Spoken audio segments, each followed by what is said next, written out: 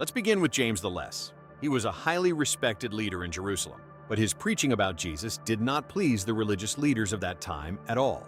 They wanted him to stop speaking about it. Since James refused to deny his faith, they decided to put an end to him in a very cruel way.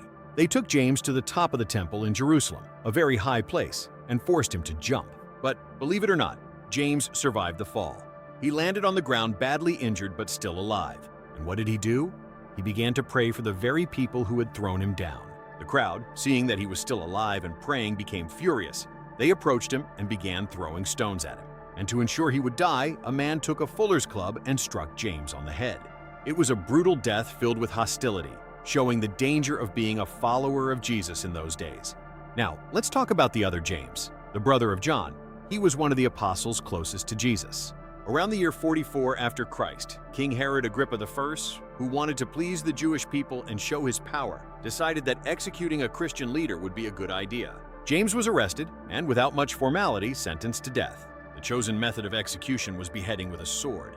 At that time, beheading was considered a quicker and more honorable form of death, usually reserved for Roman citizens or people of certain status. It was a strategic move by Herod to try to weaken the Christian movement in its early days.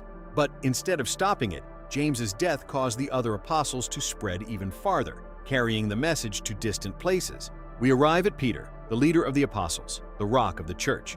He was imprisoned in Rome during the persecution led by Emperor Nero, who blamed the Christians for the great fire that devastated the city. Peter was sentenced to death by crucifixion, a punishment known for its suffering and humiliation in those times. But Peter made a very unusual request to his executioners. He said he did not consider himself worthy to die in the same manner as his master, Jesus.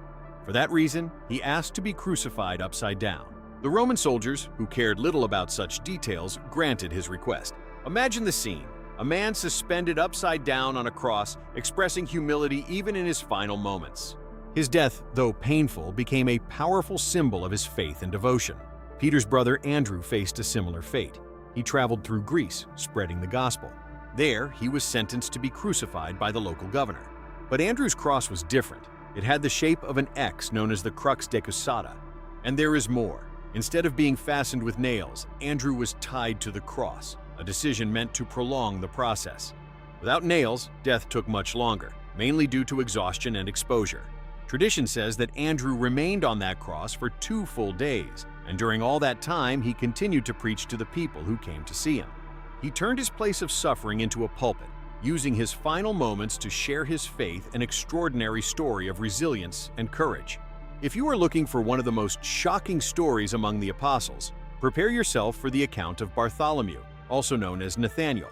He carried the message of Jesus to distant regions, including Armenia, and it was there that he faced one of the harshest martyrdoms ever recorded.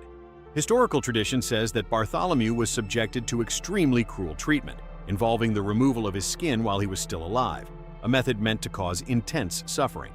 Such torture would lead to overwhelming pain and eventually death. After this torment, he was executed, and because of the nature of his death, many works of art depict Bartholomew holding a symbolic representation of his own skin.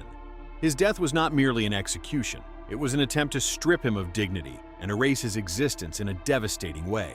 Thomas, the apostle who became known for doubting and wanting to see to believe, was one of those who traveled the farthest. He reached India, founding Christian communities that still exist today. But his influence displeased the local religious authorities. He was killed in Mylapore, near the city of Madras, in a direct and violent execution. 4 soldiers surrounded him and struck him with spears. Unlike the more theatrical Roman executions, Thomas's death was quick and almost military in nature, taking place in a completely foreign land. He died as a true warrior of faith, on a mission that crossed continents. Matthew, who had once been a tax collector, a profession disliked in that era, exchanged the stability of financial records for the risk of spreading the gospel in Ethiopia, in Africa. Tradition says he was killed while leading a worship service at the altar of a church. He was attacked from behind with a sword by order of King Hyrtacus.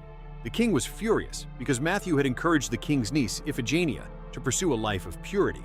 Matthew died in the place he loved most, fulfilling the mission that gave his life new meaning after meeting Jesus, a death that reflected the strength of his conviction. And then there is John, the beloved disciple, the only one who had a different destiny. They tried to kill him in Rome in a terrible way by throwing him into a cauldron of boiling oil. But to everyone's astonishment, he emerged unharmed, leaving the authorities unsure of what to do next. Unable to kill him, the Romans exiled him to the island of Patmos, a kind of penal colony for forced labor. It was there, in isolation, that he wrote the last book of the Bible, Revelation. John is the only one of the 12 original apostles who died naturally at an old age in Ephesus. His life became a long witness of endurance, as he saw all his companions die one by one, leaving him as the last to preserve the story and keep the faith alive. Philip traveled to the region of modern-day Turkey, to a city called Hierapolis. There, he began converting many people, including the wife of the city's governor. Angered, the governor had Philip arrested and severely mistreated. He was taken to the center of the city, where he was beaten and then executed by crucifixion.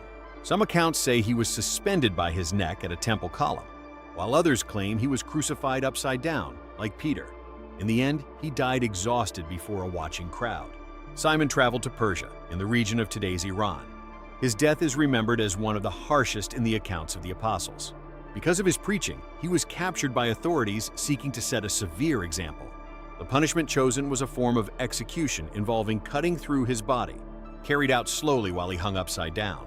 Being inverted made him remain conscious longer during the ordeal. Jude Thaddeus was also in Persia with Simon.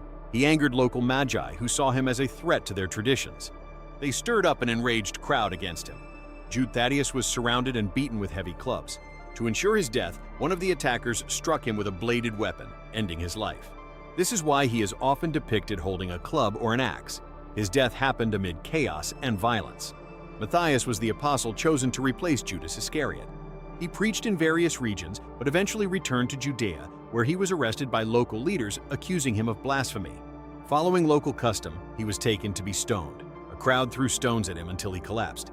To complete the execution officially, Roman soldiers then ended his life with a blow from an axe.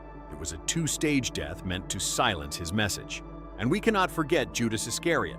After betraying Jesus for 30 pieces of silver, he was consumed by guilt. He tried returning the money, and when it was refused, he went to a field and took his own life. The Bible recounts that his body later fell and suffered a fatal injury, a lonely and sorrowful end. And finally, we have Paul, the greatest missionary of all. Paul was imprisoned in Rome by order of Emperor Nero. Because he was a Roman citizen, the law did not allow him to be crucified. Instead, he received the privilege, so to speak, of being executed by the sword. It was a quick and official execution on the outskirts of Rome, bringing to a close the journey of the man who carried Christianity across the world.